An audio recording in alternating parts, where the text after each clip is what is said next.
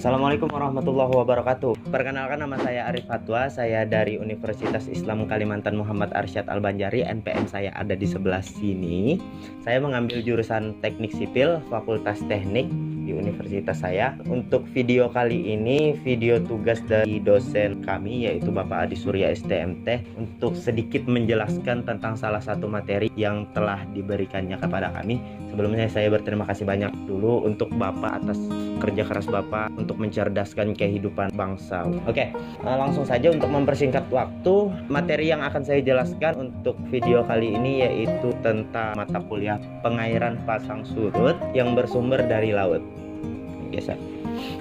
Dan videonya ada di sini. Langsung saja ditonton video ini. Gas, tonton.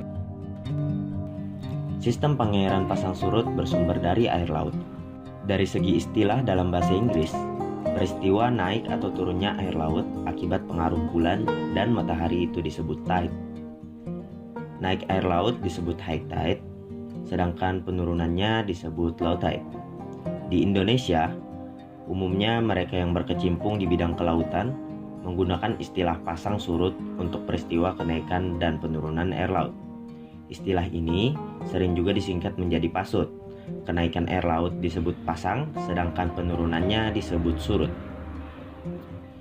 Periode pasang surut laut adalah waktu antar puncak atau lembah gelombang ke puncak atau lembah gelombang berikutnya.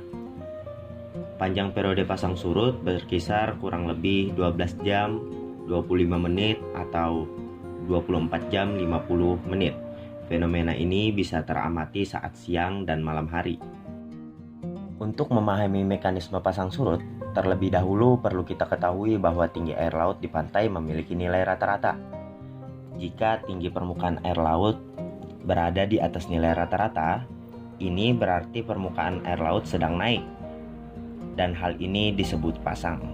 Sebaliknya, saat tinggi permukaan air laut berada di bawah nilai rata-rata akan disebut sebagai surut. Jenis-jenis pasang surut. Berdasarkan tinggi pasang surut rata-rata, dalam satu bulan, pasang surut dikategorikan ke dalam dua jenis.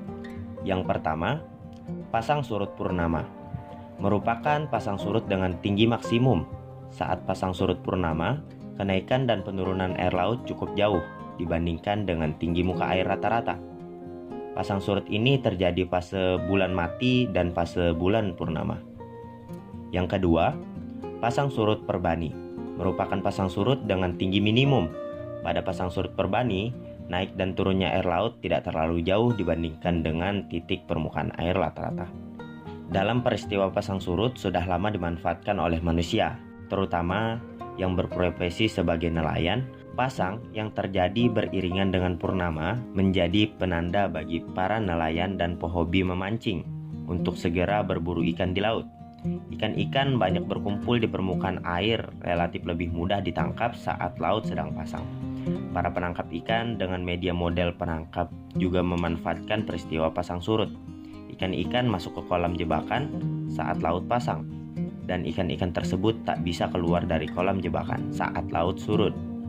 Dengan cara itu, para nelayan tinggal mengumpulkan ikan-ikan yang terjebak tersebut. Pasang surut bisa juga dimanfaatkan sebagai sumber energi. Karena peristiwa pasang surut merupakan peristiwa periodik yang menghasilkan gelombang, energi yang dapat dimanfaatkan untuk memutar turbin secara kontinu. Hanya saja, pemanfaatan energi alternatif gelombang pasang surut ini masih belum banyak digunakan karena biaya yang masih relatif mahal. Metode pemanfaatan pasang surut. Yang pertama dengan metode generator arus pasang surut. Generator arus pasang surut atau tidal stream menggunakan energi kinetik dari air laut untuk menggerakkan turbin. Yang kedua, dinding pasang surut memanfaatkan energi potensial berdasarkan perbedaan tinggi permukaan air laut. Ketika pasang, air laut masuk ke dalam teluk, delta sungai, atau fitur lepas pantai lainnya dan terapung karena adanya dinding. Ketika pasang surut, air laut dilepas. Energi ini lalu diubah menjadi energi mekanik seperti halnya turbin pada bangunan pembangkit listrik tenaga air. Pada dasarnya, tidal bringer atau dinding pasang surut adalah bendungan yang melebar hingga menjangkau seluruh area pasang surut delta sungai. Yang ketiga, pasang surut dinamis.